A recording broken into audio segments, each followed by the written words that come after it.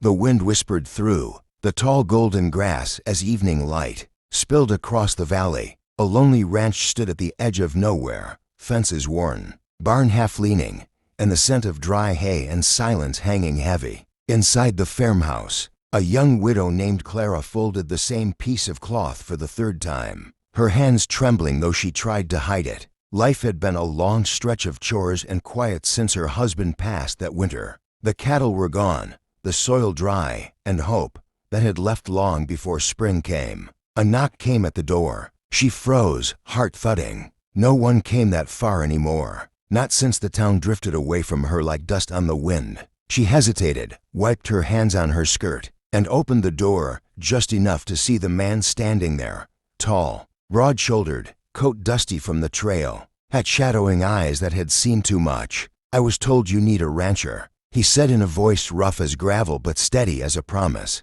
Clara blinked, unsure whether to trust her ears or her fear. "Who told you that?" she asked, tightening her grip on the doorframe. "Old man Harris down by the supply post said the widow Miller was trying to keep the land from dying." He looked past her shoulder, eyes tracing the empty yard. Looks like he was right. Something in his tone wasn't pity, it was understanding, the kind that only comes from someone who's buried dreams too. She studied him a moment longer, then opened the door a little wider. "You got a name, stranger?" "Eli Carter," he replied, touching the brim of his hat. "Used to run cattle up north till the drought took it all." Clara nodded slowly. "Then you already know what loss feels like." He gave a half smile. "More than I care to." Outside, the sky turned amber and deep violet. The ranch that had once echoed with laughter now held two souls who didn't yet know they were about to change each other's lives. Clara stepped aside,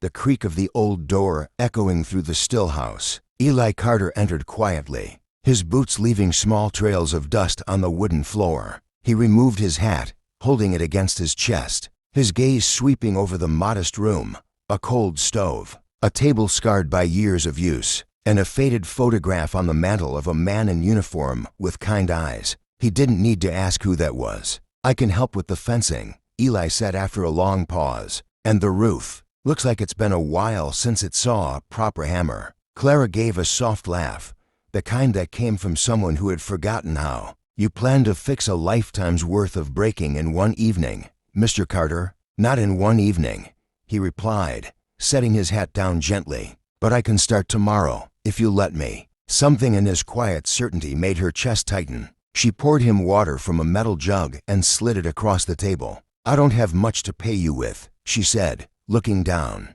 "Just meals and a roof that leaks." Eli took the cup, his hands rough, scarred from work and weather. "Then meals and a leaky roof will do fine," he said, taking a sip. "I didn't come for money." Their eyes met, not in romance, not yet, but in a strange recognition. To people haunted by absence, bound by the stubborn need to keep something alive. The clock on the wall ticked softly, marking the start of a fragile companionship neither of them had asked for. Later, when the lamp burned low, Clara stood by the window and watched Eli outside, already tightening the barn door against the wind, his silhouette strong against the setting sun. Something about his movements, steady, deliberate, reminded her of her late husband. The thought cut deep, but beneath it stirred a warmth she hadn't felt in years. Maybe this land wasn't done with her yet. Maybe she wasn't done with life. As night settled over the valley, a lone coyote howled in the distance. Inside the small farmhouse,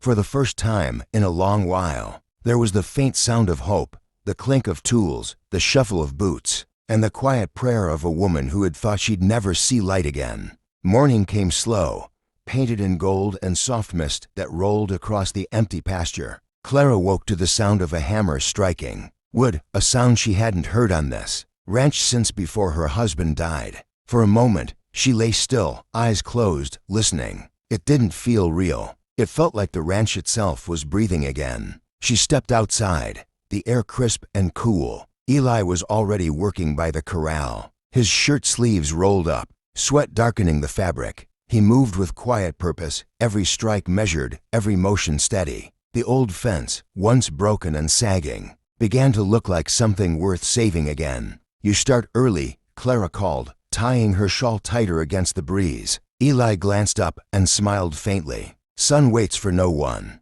Mrs. Miller thought, I'd better learn her ways again before she gets tired of me. Clara smirked, shaking her head. The son's patient enough, but she can be cruel to those who linger. He chuckled under his breath. Sounds like someone I know. She looked away, hiding the curve of her lips. It had been so long since someone's words had warmed her that she almost didn't know how to react. By noon, she brought him a plate, biscuits, eggs, and coffee she'd been saving for months. He looked at it like it was a feast. You didn't have to, he said. I know, she replied, setting it down on the rail. But I wanted to. For a while, they ate in silence, the kind that didn't need to be filled. Only the wind spoke, whistling through the field. Eli looked toward the horizon, where clouds were gathering. Storm's coming tonight. You'll want to cover the feed and close up the henhouse. Clara nodded. You talk like a man who's done this a long time. Long enough to lose more than I kept, he said quietly. His gaze softened, far away. Sometimes it's the land that teaches you how to live with loss. Something in those words stayed with her long after he went back to work. As she watched him move across the field, she felt it again, that fragile pull between sorrow and something new, something almost dangerous, hope. By sundown, rain clouds painted the sky deep gray. Eli worked until the last light faded, and when thunder rumbled across the valley, Clara found herself at the door, waiting. She didn't know why, but somehow she knew he'd come back inside, and when he did, dripping from the storm, she realized the house didn't feel empty anymore. The storm rolled in fierce and wild, thunder shaking the walls like a warning from heaven. Rain lashed against the windows, the roof groaning with every gust. Clara moved quickly through the small house, lighting lamps one by one, the flicker of their flames fighting against the dark. Outside, she could barely see through the sheets of rain, but she knew Eli was still out there. She stood at the doorway, shawl wrapped tight around her shoulders, eyes straining against the storm. Just when worry began to settle in her chest, a figure appeared through the downpour, drenched, shoulders bowed against the wind. Eli. He carried a rope and a lantern, his face streaked with rain and mud, but his eyes steady as ever. You're soaked through, Clara said as he stepped inside, water dripping onto the floorboards. Had to tie down the barn door, he said, breathing hard. Nearly flew off the hinges. Clara hurried to fetch a towel, pressing it into his hands. You'll catch your death out there. He smiled faintly, shaking his head. Wouldn't be the first time the weather tried. For a moment, the house was filled with nothing but the sound of the storm, the roar of the wind, the patter of rain, the creak of the old rafters. Then Clara noticed his hands trembling slightly, not from fear but from cold. Without thinking, she moved closer and guided him to the hearth. Sit, she said softly. You've done enough for one day. Eli obeyed, settling by the fire, the orange light catching the lines on his face. He looked older in that moment, not by years, but by weight carried too long.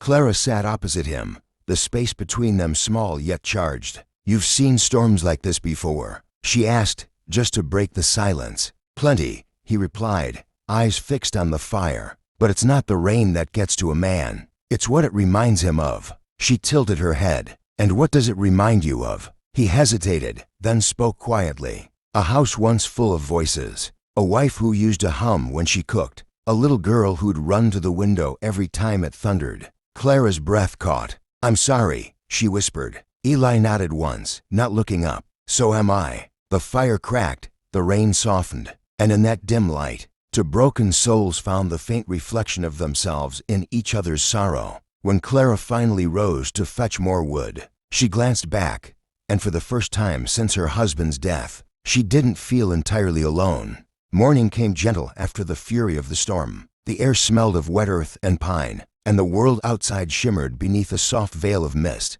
Clara stepped onto the porch, barefoot, her shawl wrapped loosely around her shoulders. The yard was a mess, branches scattered, puddles gleaming in the sun, but the barn still stood strong. Eli's rope work had held. She turned when she heard the door creak. Eli emerged, hair still damp, rolling his sleeves up as he looked out over the land. Not bad, he said, surveying the damage. Could have been worse. Clara smiled faintly. You kept it from being worse. He shrugged. Just did what needed doing. The silence between them was easy now, the kind that didn't need filling. Clara watched him step off the porch and walk toward the barn, the sunlight catching in his hair, his boots sinking softly into the mud. There was something about the way he moved, patient, deliberate, that reminded her of the man her husband used to be. But Eli wasn't a ghost of her past. He was something living, something present. She brewed coffee, poured to cups, and carried them outside. Eli was already working, stacking fallen wood, fixing a loose gate hinge. When she handed him the cup,